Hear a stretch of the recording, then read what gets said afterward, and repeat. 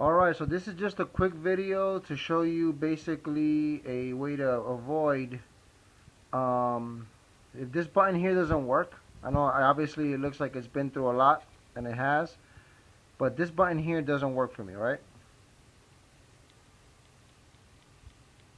Not working. Even if I bring this down and click on it, it doesn't work. It hasn't worked in a while. But I found a way to bypass that, and that is basically like this little thing here. Okay, you click on it twice, it gives you device, I hit device, lock screen, boom. There's more features that it has. You can hit home button, Siri, features, control center, device. If you want to turn it off, you push it and hold it.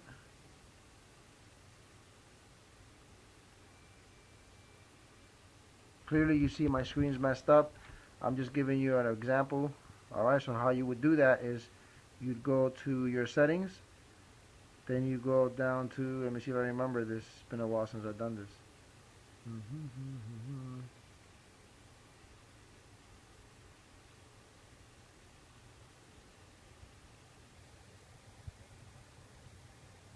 Accessibility. So let's go to general.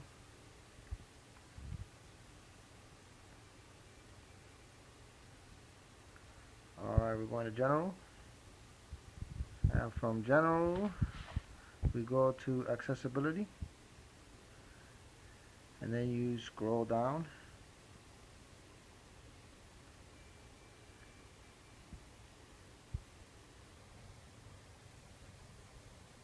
And you're looking for assistive touch.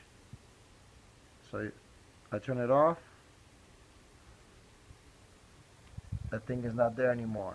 So now how do I put it on sleep mode or whatever?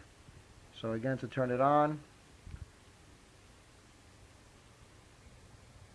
you go to settings. You use different getting. Go to settings, you go to general.